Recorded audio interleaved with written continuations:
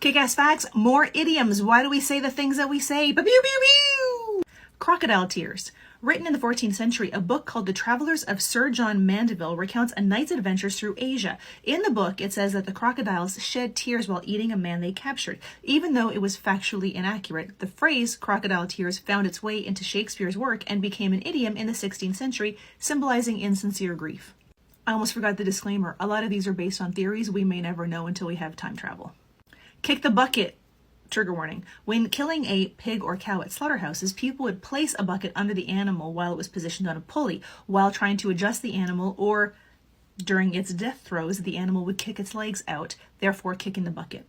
Show your true colors. To confuse their enemies, warships would use multiple flags. However, warfare rules dictated that the ships must show its actual flag before firing, hence the ship would then display its true colors.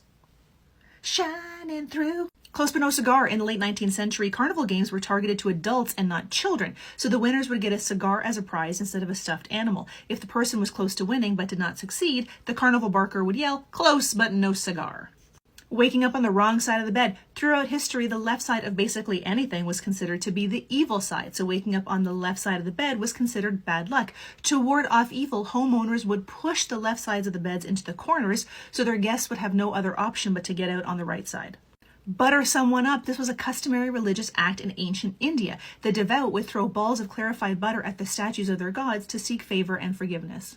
Mad as a hatter. In 17th century France, poisoning occurred among hat makers who used mercury for the hat felt. The Mad Hatter disease was marked by shyness, irritability, and tremors that would make the person appear mad. Jerry-rigged may be a blend of jury-rigged and jerry-built, or it may be a variant pronunciation or spelling of jury-rigged. Jury-rigged means something that was assembled quickly with materials on hand.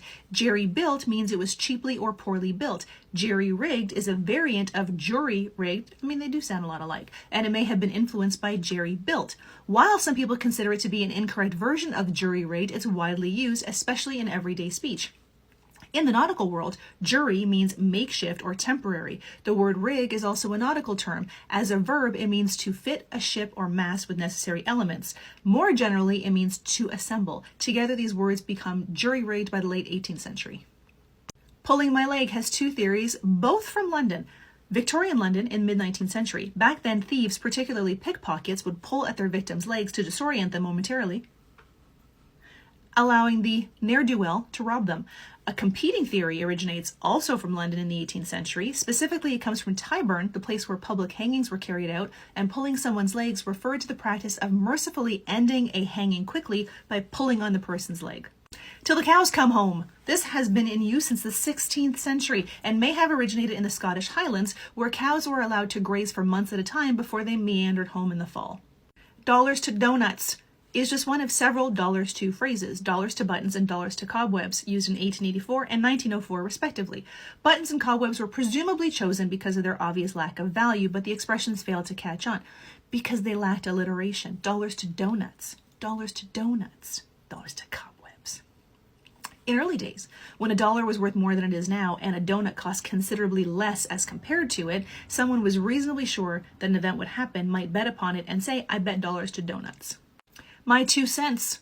The earliest reference to 2 cents or pence appears in both the Gospel of Mark and the Gospel of Luke. In the biblical story, several wealthy temple patrons donated large sums of money, while a poor widow places just 2 small coins in the offering. She finds greater favor with Jesus than the wealthy patrons because the 2 coins constitute her entire wealth as opposed to a tiny fraction from the rich merchants.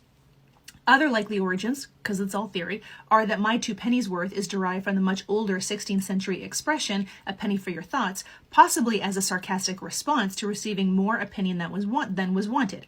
I said a penny for your thoughts, but I got 2 pennies worth. There is also some belief that this may have its origins in the early cost of postage in England, the 2-penny post, where 2 pennies was the normal charge of sending a letter containing one's words, thoughts, or feelings to someone.